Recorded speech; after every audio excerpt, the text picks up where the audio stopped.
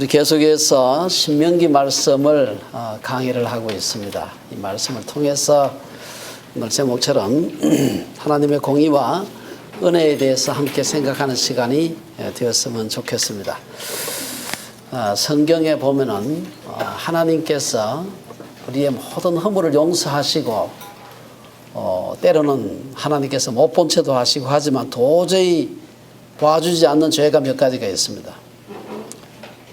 그 중에 뭐 여러분들이 아마 또 생각나는 죄도 있을 텐데, 여러분 생각하시고 오늘 본문과 관련해서 하나님께서 용서하지 않으시는 죄가 어떤 게 있을까 한번 생각을 한번 해보세요.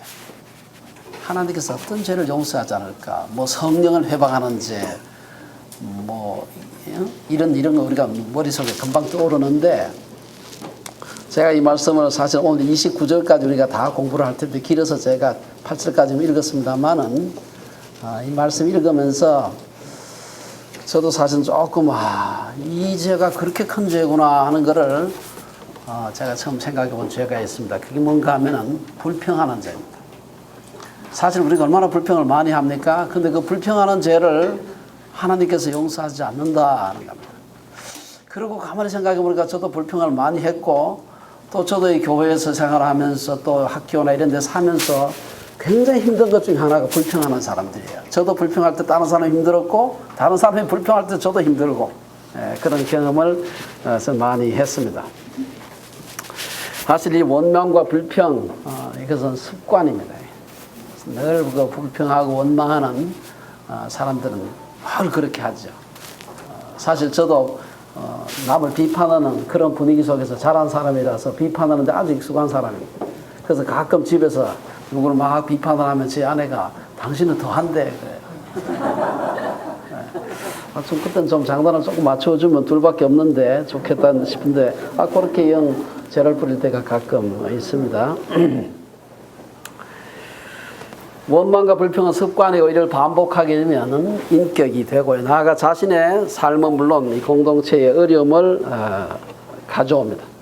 원망과 불평이 어떤 결과를 가져오는가 하는 것은 성경에 굉장히 많이 예로서 나와 있습니다. 여러분, 이거 아주 잘 보여주는 예가 광야에서 이스라엘 백성들인데요.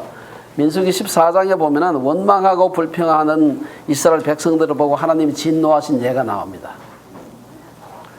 거기 보면 나를 원망하는 이 약한 회중에게 내가 어느 때까지 참으랴. 그 참으심, 그 인내심 많은 하나님께서 도대체 이 백성들을 내가 이렇게 불평을 하니 이걸 도대체 언제까지 참아야 되느냐, 이런 말씀을 하고 있습니다. 성경에서 하나님 용서하지 않는 자들이 있는데 대표적인 존재가 바로 범죄한 천사들, 우리 흔히 사탄 혹은 마귀 이렇게 표현합니다만은, 사실 사탄이란 그 뜻 자체가 대적자란 뜻이고, 마귀 하는 말도 참소자 혹은 회방자, 고소자, 요걸 조금 더 풀어서 말하면 불평하는 자들이에요. 욥기서 2장에 보면 욥을 갖다가 하나님 앞에서 참소하는 그 사탄의 그 얘기가 나오고 있습니다. 그것도 가만 보면은 하나님 앞에 가가지고 욥에 대해서 불평하는 겁니다. 제가 괜히 믿음이 좋은 것처럼 저렇게 하는 게 아니에요. 원체 환경이 좋고 하나님 축복 많이 했으니 그렇지, 조금만 더 어려움 줘보세요. 하나님 저주할 테니까. 흥미롭게도 이 사탄이 하는 일들도 가만히 보면은 결국 원망과 불평이다 하는 걸 볼 수가 있습니다. 그래서 우리가 원망과 불평을 많이 할수록 점점 더 사탄과 마귀를 닮아간다, 이렇게 보시면 될 것 같습니다. 하나님에 대해서, 다른 사람에 대해서 끝없이 불평하고 원망하게 되면은 하나님께서 축복하지 않으신다. 그래서 오늘 본문은 원망하고 불평하는 데서 나아가서 교만하고 하나님을 거역까지 하는 이스라엘 백성들이 어떻게 해서 가나안 땅에 들어갔을까? 이 신비로운 일입니다. 40년의 광야 생활 중에 그렇게 많이 거역하고 그렇게 많이 불순종하고 우상 숭배했는데 어떻게 저들이 광야에서 완전히 다 안 죽고 그래도 후손이나마 가나안에 들어갔을까? 1절에서 3절까지 보면은 하나님께서 은혜를 베푸는 부신심을 볼 수가 있습니다. 오늘 신명기 9장은 모세의 두 번째 설교 중에 한 부분인데요. 오늘 본문은 가나안 정복의 주체가 누구냐? 사실은 이스라엘 백성들, 이스라엘 군대가 들어가서 정복 전쟁을 하는데, 오늘 본문을 보면은 하나님께서 싸우셨다. 이렇게 얘기를 하고 있습니다. 이스라엘 백성들이 자신들의 힘으로 가나안을 정복했다는 착각을 하지 않도록 하나님은 처음부터 이들이 싸움은 싸웠지만 그 가나안 백성들이 어떤 백성이냐. 그들은 너보다 강대한 나라들이다. 그 성읍들은 크고 성벽은 하늘에 닿았고 성벽만 큰 게 아니고 거기에 사는 사람은 얼마나 크냐. 여러분 요즘처럼 뭐 총으로 싸우지 않는 시대에는 성벽이 높고요. 인구수가 많고 그 다음에 개인의 덩치가 크면 그게 전력입니다. 이기는 거죠. 그런데 이스라엘 백성들이 이길 수 없는 강대한 나라들이 차지하고 있는 가나안을 향해서 가면서 니들이 도저히 너희들의 힘만 이길 수가 없다. 또 우리 아시다시피 이 성을 수비하는 그 사람들하고 성을 공격하는 공성하는 쪽하고 하면 이 공격하는 쪽이 훨씬 이 전력이 강해야 돼. 그래도 이길 동 말동한데 너희들은 지금 공격하는 입장에서 전력도 약하고 저쪽은 훨씬 더 강한데 어떻게 이기겠느냐. 하나님께서 이기게 하지 않으면 너희들이 도저히 이길 수 없다 하는 것을 얘기하고 있습니다. 오늘 본문에 보면은 그곳에 사는 사람이 누구냐 하면 크고 많은 백성은 내가 아는 아낙자손이라. 아낙자손은 거인족입니다. 이 사람들은 가데스 바니아에서 이스라엘 정탐꾼들이 정탐하다가 보고 와가지고 아낙자손을 보고서 와가지고 가만히 보니까 거기에 정탐을 갔던 사람도 이스라엘 지파들 중에 그도 두령들이에요. 힘센 사람들이 갔는데 그 두령들이 가서 가만 보니까 아낙자손이 워낙 커가지고 자기들은 메뚜기 같다. 얼마나 그 사람들이 컸는지. 그러니까 도저히 이길 수 없는 사람이라는 것을 얘기하고 있습니다. 이스라엘이 들어갈 가나안 땅에는 이스라엘보다 훨씬 더 강한 나라들이 있었다 하는 것은 오늘 본문만 아니고 이전에도 이미 몇 차례 나왔어요. 보면은 앞에 그 신명기 4장 38절에도 보면은 너보다 강대한 여러 민족을 내 앞에서 쫓아내고 너보다 강대한 여러 민족을 내 앞에서 쫓아냈다. 7장 1절에도 보면은 내 하나님 여호와께서 너를 인도하사 내가 가서 차지할 땅으로 들이시고 내 앞에서 여러 민족 곧 헷 족속과 기르가스 족속과 아모리 족속과 가나안 족속과 브리스 족속과 휘 족속과 여부스 족속 곧 너보다 많고 힘이 센 7 족속을 쫓아내실 때에 이렇게 되어 있습니다. 하나님께서 앞에서도 몇 차례 너희들이 들어가서 차지할 땅에 그게 살고 있는 민족들은 너희들보다 강하다 하는 것을 얘기를 하고 있습니다. 결국 본문은 이스라엘 백성들이 가나안을 정복하게 되거든 우리가 전략을 잘 짜서 우리가 힘이 세서 이겼구나. 절대로 그렇게 생각하면 안 되고 하나님께서 은혜로 이기게 해 주셨다라고 생각해야 되는 것입니다. 정말 우리가 그렇다고 해서 전쟁을 최선을 다해서 준비하지 않으면 안 되죠. 최선을 다해서 준비했더라도 이기고 난 뒤에는 하나님의 은혜구나. 이게 꼭 예수 잘 믿는 사람은 그런 게 아니에요. 여러분 혹시 좋아하시는 우리나라의 참 이순신 장군 얼마나 참 전쟁의 달인 아니에요. 제가 제일 참 끝까지 그 드라마 그 긴 거 다 보고 난 뒤에 제가 드라마 비디오점 가서 다시 홀 세트 다 샀습니다. 집에 가지고 있어요. 빌려볼 사람 저한테 얘기하세요. 빌려드릴 테니까. 다 보고 난 뒤에 빌려서 돈 주고 빌려보고 난 뒤에 가서 다시 다 샀어요. 제가 그 이순신 장군하고 세종대왕 2개는 제가 다시 샀습니다. 이거는 보관할 가치가 있다 싶어서. 이순신 장군께서 그 열악한 우리 조선의 수군을 가지고서 그 강한 왜군을 몇 번 싸운지 아세요? 20몇 번 싸웠어요. 23번을 싸웠다고 해요. 서분을 3번을 싸워가지고 23번을 이겼습니다. 이거는요, 한 번에 따라 져야 될 거 아니에요. 23전 전승을 했다는 것은 이 지구상의 전 해전사에서 없었던 일이라고 합니다. 그런데 우리가 가만히 물론 드라마입니다만 그걸 가만히 보게 되면 정말 이순신 장군이 대단한 분이다. 우린 보면 볼수록 그걸 한복하지 않을 수가 없는데 이분이 그렇게 대단한 전과를 올리고 난 뒤에 하신 말씀이 있어요. 뭔가 하면은 이순신 장군은 자신의 지략이 아니라 내가 천운으로 이겼다. 참 얼마나 귀한 말입니다. 천운으로 이겼다. 하나님의 힘으로 이겼다. 사람들은 작은 성취라도 하게 되면 자신을 영웅시하기 쉽습니다. 독재자나 이단 교주들은 말할 것 없고 우리 같은 필부들도 조금만 잘난 게 있으면 얼마나 자랑을 하는지 모릅니다. 여러분 직장에서 우리 젊은 우리 직장생활 하셨던 분들이 있죠. 직장에 가서 회식 자리라도 가면요. 나이가 좀 들면은 그냥 얼마나 무용담을 얘기하는데 전부 대부분 거짓말이고 과장인데 얼마나 많이 그 자랑을 하는지 몰라요. 대부분 뭐 그렇다고 말도 못하고 또 젊은 사람이 앉아서 뭐 미주알 고주알 틀렸다 뭐 말도 안 되는 소리 하지 마시오 이렇게 할 수도 없고 그냥 입 다물고 있긴 있지만 좀 말도 안 되는 소리 하고 있구나. 그렇게 비판을 하다 보니까 어느새 제가 그런 나이 든 사람이 되었습니다. 그래서 우리 말에 나이가 들면 무엇을 닫고? 입을 닫고 뭘 열어요? 지갑을 연다. 이게 그냥 나온 말이 아니에요. 이게 원래 이 성경에 있던 얘기입니다. 이게. 하나님의 은혜로 승리하고도 돌아서서 사람들이 하나님의 은혜로 승리했는데 돌아서서 쉽게 교만에 빠지는가? 왜 빠집니까? 하나님 안 보이니까 그래요. 뭐 지 힘으로 이긴 줄 알거든. 가만 생각해보면 자기도 노력을 하긴 했어요. 준비도 했고. 그게 내가 잘해서 이겼구나. 그래서 모세는 이스라엘 백성들에게 들으라고 말합니다. 이스라엘 백성들이 요단을 건너 가나안 땅 강대한 나라를 이기고 그 나라를 차지할 텐데 그때가 되면은 3절의 말씀처럼 내 하나님 여호와께서 맹렬한 불과 같이 내 앞에서 나아가신즉 여호와께서 그들을 멸하사 내 앞에 엎드러지게 하셨음을 알아야 된다는 것입니다. 그 큰 아낙 자손을 이긴 것이 절대로 니네들의 뭐 힘이 강해서 전략이 좋아서 그런 게 아니다. 하나님의 은혜라는 것이. 전쟁은 하나님께 속해 있고 승리는 하나님의 은혜임을 가장 잘 기억했던 구약의 인물은 너무나 잘 아는 다윗입니다. 그 많은 전쟁 중에서도 정말 블레셋 골리앗과의 싸움은요. 이건 읽어도 주일학교도 그렇게 귀가 아프도록 들어도 또 읽어도 또 정말 스릴이 넘치는 얘기가 아닙니까? 사무엘상 17장에 보면은 전쟁은 여호와에게 속한 것인지 그가 우리를 너희 손에 넘기시리라. 이스라엘 백성들이 지금 다 지금 벌벌 떨고 지금 바위 틈에 다 숨어 있는데 열몇 살 난 지금 이 젊은 청년이 그 대단한 골리앗을 가서 이게 나아가면서 하는 얘기예요 이게.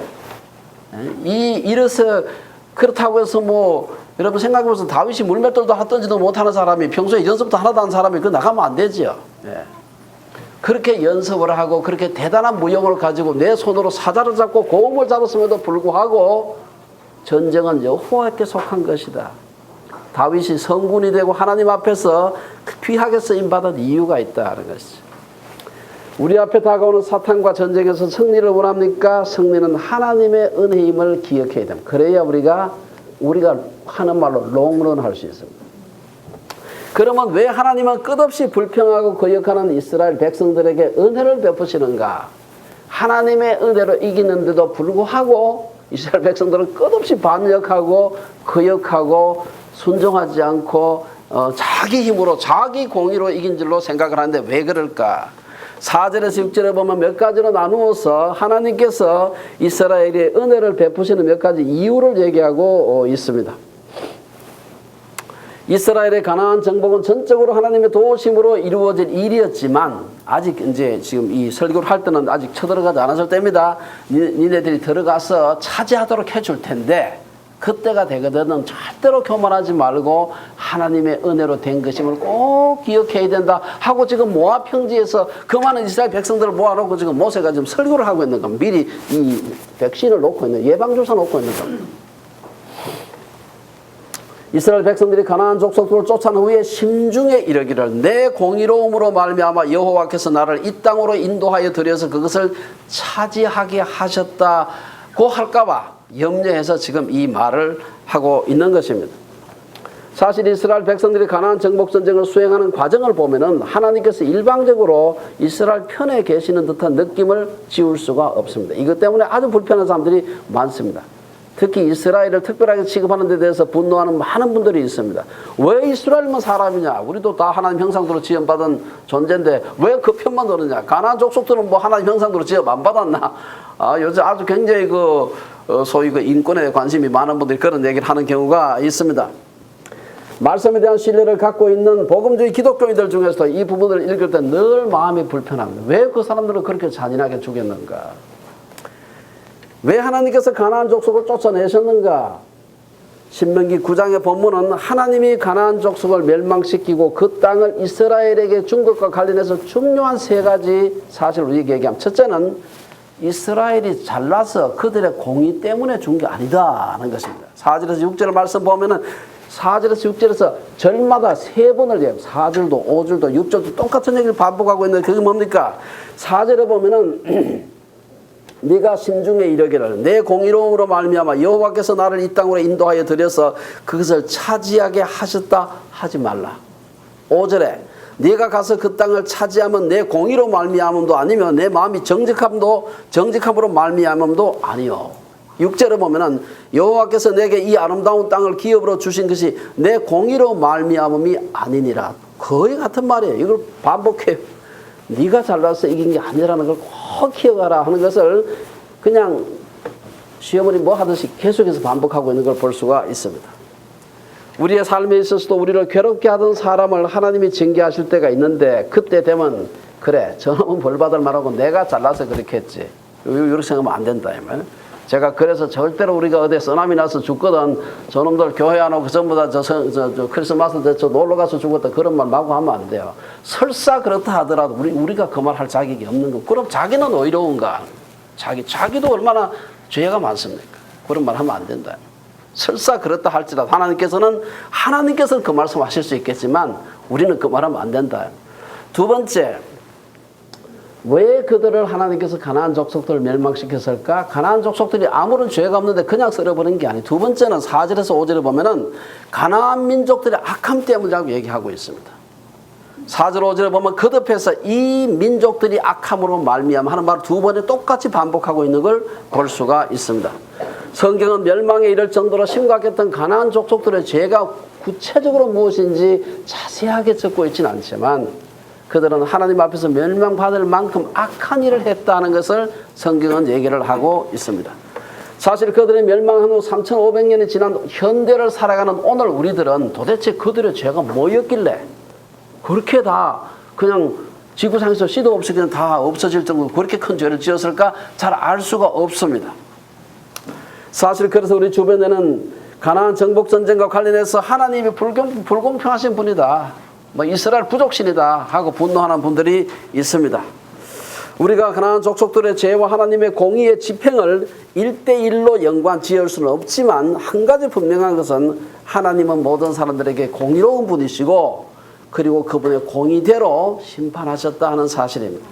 세 번째로 하나님께서 왜 이스라엘들에게 은혜를 베푸셨을까 하는 것은 6절에 나온 얘기인데 조상들과 맺은 언약 때문이다.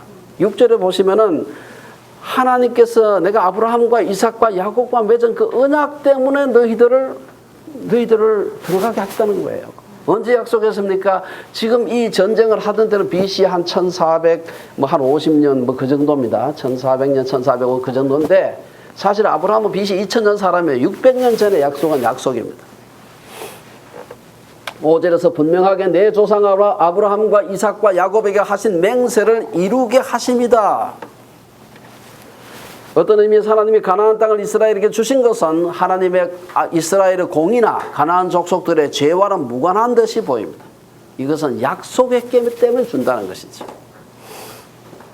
이스라엘의 가나안 정복은 전적으로 하나님께서 도우심으로 이루어질 일이었지만 그 일은 동시에 가나안 민족들에 대한 그들의 죄에 대한 심판 이 속에 들어 있었습니다. 언약을 이루고 가나안 민족들에 대해서 심판이 되고 이게 동시에 이루어지는 것이 사람으로 불가능합니다. 우리는 한 목적을 위해서 한 가지 일밖에 못하는데 하나님께서 이 목적도 이루시고 동시에 이 목적도 이루시고 하나님의 공의도 깨어지지 아니하시고 이해할 수 없지만 우리 인간의 지혜로 이해할 수 없지만 우리가 하나님께서 그런 분이라 하는 것을 우리가 아는 것이 필요합니다. 하나님은 이러한 이유들로 인해서 가나안 족속들을 몰아내시지만 이것이 이스라엘 백성들의 공의로 말미암은 것이 아님을 기억해야 된다. 그렇게 말씀하십니다. 도리어 이스라엘의 목이 곧은 백성, 즉 교만한 백성, 요즘 말로 목에 기부설을 한 그런 백성이라는 것이 계속해서 반복적으로 오늘 본문에서 얘기하고 있습니다. 실제로 7절에서 24절까지 보게 되면은 이스라엘이 거역한 역사를 길게 얘기하고 있습니다. 제가 우리 아까 8절까지 읽었습니다만은 8절부터 호렙산에서 그 얘기부터 시작해서 그 광야 40년 생활하면서 얼마나 거역을 많이 했느냐 하고 몇 가지를 얘기를 하고 있습니다. 7절에 보면 너는 광야에서 내 하나님 여호와를 경노하게 하던 일을 잊지 말고 기억하라. 내가 애굽 땅에서 나오던 날부터 이곳에 이르기까지, 이 모압 평지에 이르기까지 늘 여호와를 거역하였으다. 한 번 한 게 아니야. 늘 했다 이 말이에요. 그래서 우리가 여기서 세 가지 아까 말씀을 드렸어요. 하나님 이스라엘 가나안 족속들을 멸망시키시고 그 땅을 이스라엘에게 준 세 가지 이유. 첫째는 이스라엘의 공의로 인한 것이 아니다. 둘째, 가나안 족속들의 죄 때문이다. 세 번째, 그들에게 조상들과 맺은 언약 때문에. 이 세 가지를 말씀드렸는데 이 중에 첫 번째, 이스라엘의 공의로 인해서 한 것이 아니다. 이걸 자세하게 예를 들어서 지금 설명을 하고 있는 것입니다. 그 중에 첫 번째가 바로 이 호렙산에서 거역한 것입니다. 8절에서 21절을 보면 길게, 아주 한참 길게 어떻게 호렙산에서 너희들이 여호와를 거역했나 하는 것을 길게 얘기하고 있습니다. 사실 이 반역 사건은 출애굽기 32장에 더 자세히 나와 있습니다. 그래서 이걸 자세하게 제가 말씀드릴 필요는 없고요. 우리 내용을 대부분 다 알고 있습니다. 중요한 것은 40년 전, 아마 40년 조금 안 됐을지도 모르죠. 이 출애굽하고 난 뒤 한참 있다가 호렙산에 갔기 때문에 40여 년 전 호렙산에서 거역한 사건을 오랜 시간 40년이 지난 후에 다시 언급하는 것은 그때의 호렙산에서 거역하던 그 죄를 범하지 말라 하는 것입니다. 바로의 종살이에서 벗어난 지 2달 후에 이스라엘 백성들은 시나이 반도 남편에 있는 호렙산에 도착한 것으로 보입니다. 이곳에서 모세는 하나님으로부터 언약의 돌판을 받으려고 산에 올라가서 40주야를 산에서 금식기도 하면서 물도 떡도 먹지 아니하고 그곳에 있었다 그랬습니다. 그리고 그 40일을 기다리는 동안 백성들은 그걸 기다리지 못하고 그 다음 나오는 12절에 보면은 뭐라고 얘기합니까? 그들에게 명령한 도를 속히 떠났다. 40일 동안 안 내려온다고 우상 만들어 놓고 다른 일 하는 겁니다. 속히 떠났다. 이 말이 몇 차례 반복해서 나오는데 떠나도 그냥 떠난 게 아니라 질질 끌다 간 게 아니고 속히 떠났다. 자기를 위하여 우상을 부어 만들었다는 것입니다. 백성들은 16절에도 보면은 백성들은 자기들을 위하여 송아지를 부어 만들어서 여호와께서 명령하신 도를 빨리 떠났다. 그냥 떠난 게 빨리 떠났다는 것입니다. 이 사건으로 인해서 백성들 중에서 약 한 3,000명이 죽임을 당했다. 출애굽기 32장에 그렇게 기록하고 있습니다. 두 번째 또 거기서만 거역한 것이 아닙니다. 22절에서 24절에 보면 다른 곳에서도 거역을 했는데 그중에 몇 군데를 오늘 본문에서 소개를 하고 있습니다. 그 중 하나가 바로 이 다베라라고 하는 데서도 하나님을 진노하게 했다. 이 다베라가 정확하게 어딘지는 모릅니다만 아마 바람 광야 어딘가 그게 추정이 됩니다만은 정확한 위치는 모릅니다. 어쨌든 시내산에서 이제 호렙산에서 이제 율법을 받고 난 뒤에 떠나서 사흘길을 걸은 백성들은 다베라라는 곳에 광야생활이 힘들다고 하나님을 막 원망합니다. 민수기에 나오는 얘기인데 민수기 11장에 보면은 여호와께서 그 원망하는 걸 말하는 겁니다. 들으시기에 백성이 악한 말로 원망하며 여호와께서 들으시고 진노하사 여호와의 불을 그들 중에 붙여서 진영 끝을 사르게 하시매. 다베라 하는 말 자체가 불탄다 그런 말입니다.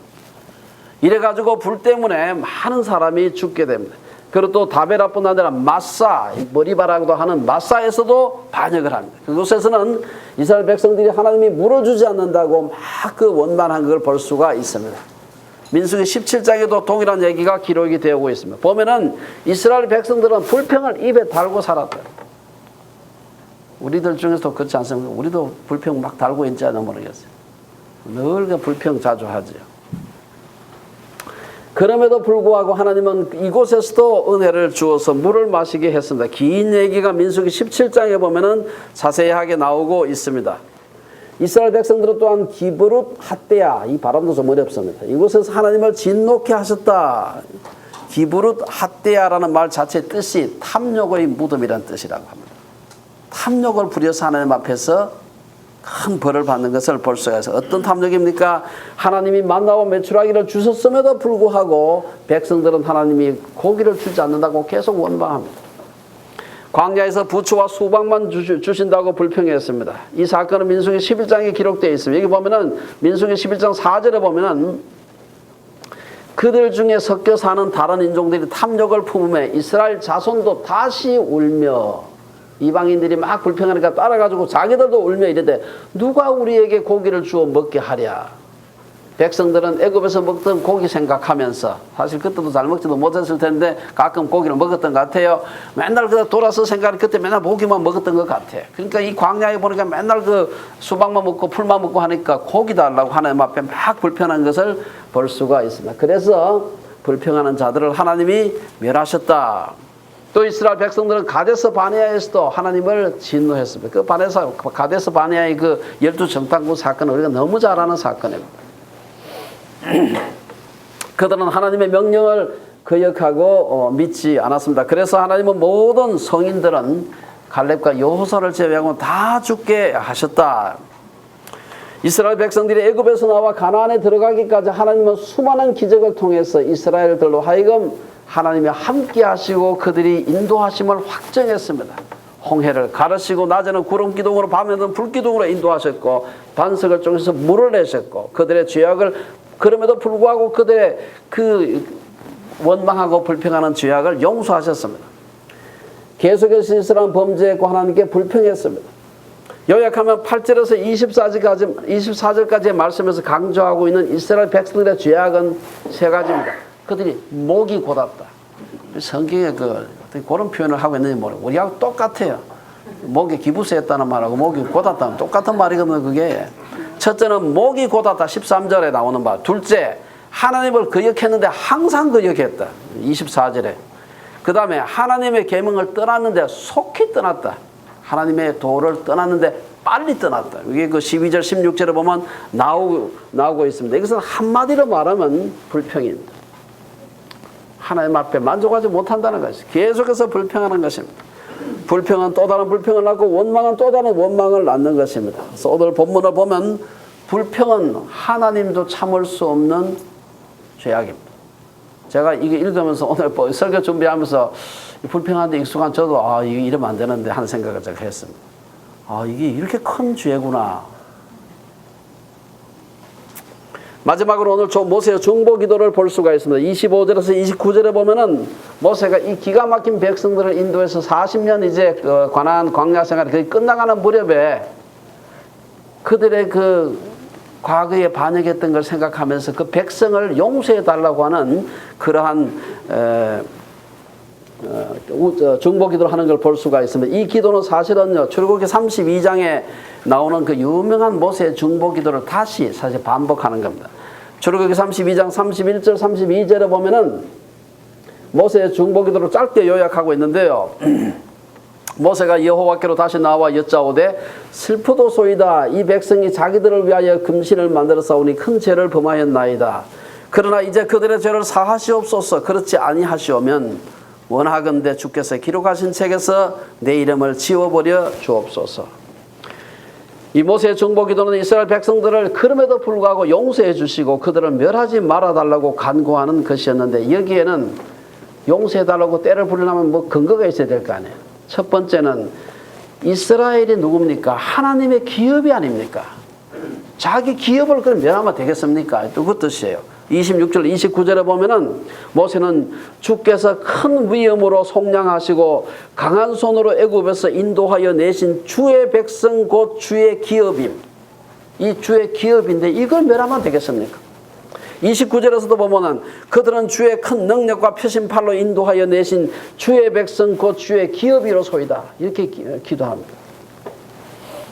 두 번째 27절에 보면은 조상과 맺은 언약을 좀 기억해달라. 조상과 맺은 언약. 이스라엘의 조상인 아브라함과 이삭과 야곱과 맺은 언약을 생각해달라는 것입니다. 27절에서 모세는 27절에서 주의 종 아브라함과 이삭과 야곱을 생각하사 이 백성의 완악함과 악과 죄를 보지 마옵소서. 이스라엘 백성들의 죄가 없다는 것이 아니라 죄가 많은 건 뭐 너무 분명한데 그래도 우리 조상들 봐가지고 용서해 달라는 것입니다. 우리도 그렇지 않습니까? 부모 좀 생각해서 그 자식 좀 머지간에 잘못해도 좀 봐주세요. 세 번째, 하나님께서 이 백성을 멸하시면은 하나님의 이름이 멸시를 받게 됩니다. 28절에 뭐라고 얘기합니까? 여호와께서 대적들이 말하기를 여호와께서 그들에게 허락하신 땅으로 그들을 인도하여 드릴 만한 능력도 없고 그들을 미워하기도 하사 광야에서 죽이려고 인도하여 내셨다고 대적들이 조롱하지 않겠습니까? 사실 출애굽할 때 애굽은 종살이하던 이스라엘 백성들로 인해서 온 나라가 초토화되는 그런 피해를 입었습니다. 여러분 아시다시피 10가지 재앙이다가 또 감나도섬 괜찮은데 따라가다가 또 홍해까지 가가지고 그 온 군대를 갖다가 모조리 몰아가지고 또 갖다 수장시키고요. 이때를 전후해서 애굽의 왕조가 바뀔 만큼 큰 재앙을 당하고, 그러니까 이 한이 맺히지 않겠습니까? 저렇게 나가놈이 잘 되나 보지 않겠습니까? 그런데 하나님께서 불순종했다고 다 멸하면은 그 봐라, 꼴락이 잘나고 나가다가 그렇지 않느냐, 그 뭐 여호와니 뭐니 하는 그 뭐 신이 있다는데 그것도 보니까 뭐 별게 없네, 이렇게 하나님의 이름이 멸시를 받지 않겠습니까?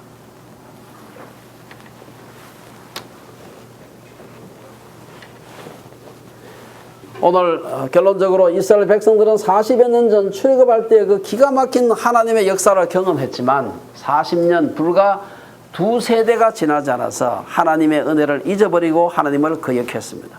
오늘 13절에 보면 그들은 교만했고요. 24절에 보면 그들은 항상 하나님을 거역했고, 셋째 그들은 하나님의 계명을 속히 떠났다 했습니다. 근데 어디 이게 이스라엘 백성들만의 문제냐 하는 건 지금 우리가 마지막으로 생각할 필요가 있습니다.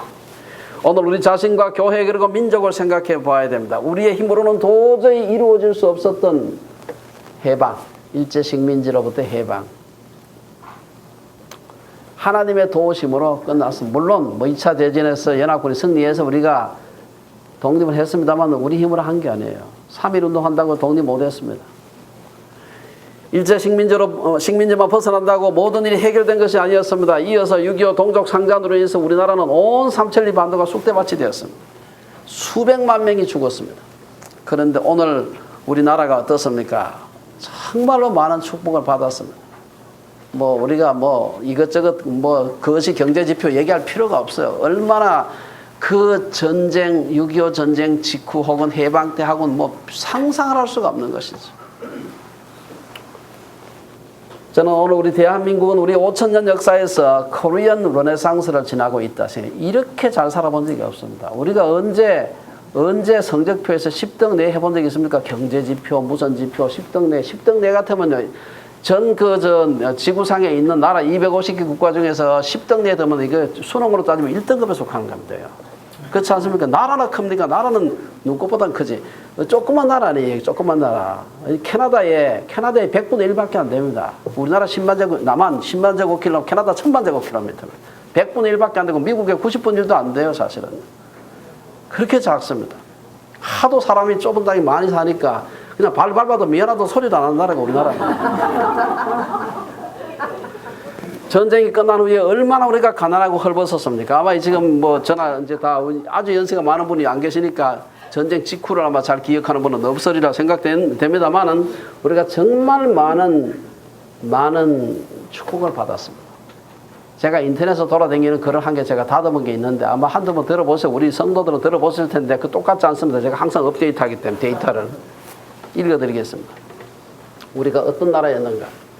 세계에서 109번째 작은 땅덩어리를 가진 나라, 6.25 전쟁 직후에는 1인당 국민소득 67달러, 전쟁의 잿더미에 비해서 60여 년 전에는 아프리카 가나에게 원조를 받았던 가난한 나라, 하지만 이제는 세계 12위권의 경제 규모를 가진 나라, 1인당 국민소득이 28,000불이자 세계 10대 무역대국, 세계 3대 가전제품 생산 강국, 세계 5대 자동차 생산 강국, 세계 최고의 휴대폰과 세계 최대의 LCD 시장 점유율을 자랑하는 나라, 세계 4위의 외환 보유국이자 아시아 3위의 통화량을 가진 나라, IMF 관리체제를 불과 2년 만에 극복한 자랑스러운 우리의 조국 대한민국, 게다가 세계 유일의 발명문자 국가이자 자기 문자 만든 나라를 기념하는 세계 유일의 민족, 한국이 만들고 세계가 울고 웃는 한류의 본고장, 세계 6위의 과학기술을 자랑하며 세계 최고의 초고속 인터넷 보급을 자랑하는 IT 국가, 세계 최대의 UAE, 아랍에미리트, 원자력 발전소를 수주한 나라, 세계 5번째 고속철 기술 보유국, 올림픽 역사상 처음으로 500m 스피드스케이팅 남녀 경기에서 모두 금메달을 딴 나라, 올림픽과 월드컵을 둘 다 치른 10나라 중 하나, 아시아 60여 개국 중 아시안 게임을 2번이나 치룬 두 국가 중 하나, 교육, 경제, 문화, 스포츠, 군사력 등에서 모두 10위권 내에 드는 팔방미인 대한민국입니다. 이 틀린 게 하나도 없어요, 이게요. 약간 숫자는 뭐 조금 왔다 갔다 할지 모르지만 해방 때 우리의 모습을 생각하고 6.25 직후에 생각하고 그까지 갈 것도 없어요. 60년대 우리의 모습 생각해보고 보릿고개 기억하십니까? 해방 이후 지난 70년간 우리나라의 경제, 사회, 문화, 교회 등의 발전상을 살펴보게 되면 가히 한강의 기적이라고 할 만한데요. 물론 우리 국민들이 얼마나 열심히 일을 했습니까? 얼마나 열심히. 하지만 우리처럼 열심히 일만 하면 다 잘 사느냐? 그렇지 않습니다. 전 세계에 얼마나 많은 나라들이요 열심히 일하는지 몰라요. 오늘 우리 대한민국의 모습이 전적으로 하나님의 도우심으로 이루어진 것을 받아들여야 합니다. 우리가 잘나서가 아니라 하나님의 은혜로 오늘의 우리가 있게 된 것임을 인정할 때 우리의 번영은 오래 갈 겁니다.